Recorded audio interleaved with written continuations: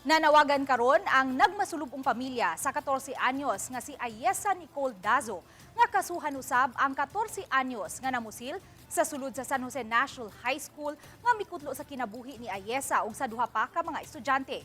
Mubalik si Nico Sereno sa report. Niadtong Sabado nahatod sa ilang panimay ang parcel nga gi-order ni Ayesa Nicole Dazo. Apan wala na niya madawat tungod kay usa man siya sa namatay sa shooting incident sa San Jose National High School niadtong miaging Lunes. Dihang giablihan, nakita ang mga accessories nga gi-order sa dalaga sama sa bracelet nga ganahan kaayo niini. Gibutang na lang kini sa kilid sa iyang lungon dapit sab sa gibutangan sa iyang school bag. Matud sa iyang maginikanan, pangandoy ni Ayesa nga mamahimong usa ka pulis. Tungod niini, dili madawat sa iyang maginikanan ang nahitabo sa dalagita. Kumata pa niyan, Doro. Anak ko pati ang pangarap. Tapos nilalagin sugad. Tapos nire pag-uliyam ako ko. Nati magpakuha na nga makonsensya ko nila nga iting buhat na iyo.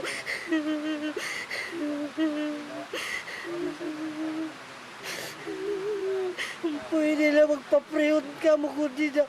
Kiniusab ang panawagan sa iyang amahan nga mihulagway sa dalagita nga paraygon kaayo.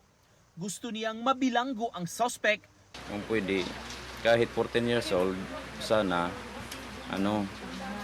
mapailan ng kaso. Kasi hindi na may babalik yung buhay ng anak ko na ginawa niyan. Para lang siya nagbaril ng aso.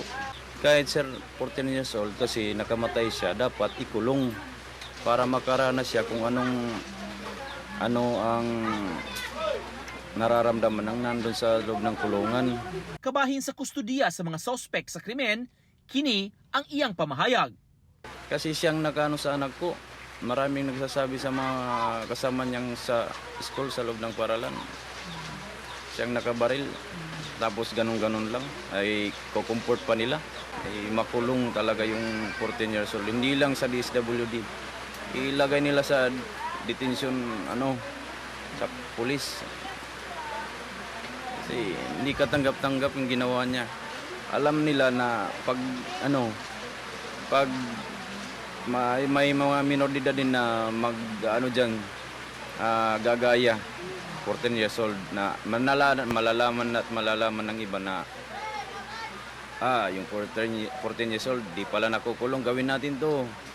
Yan ang titignan nilang ihimplo. Sa miaging Biyernes nagpa-presscon ang mga opisyales sa DSWD kabahin sa kahimtang sa duha ka mga suspect edad 14 o 15 anyos. Gipahimutang na sila sa usa ka center sa DSWD sa usa sa mga lungsod sa Leyte.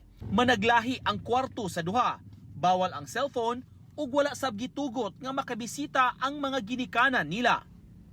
Mga social worker ug house parent ang ilang nakauban sa pagkakaron. Gipasalig sa DSWD nga walay special treatment para sa duha. What we are giving are just the basic, and also those services that we consider that can help in their rehabilitation.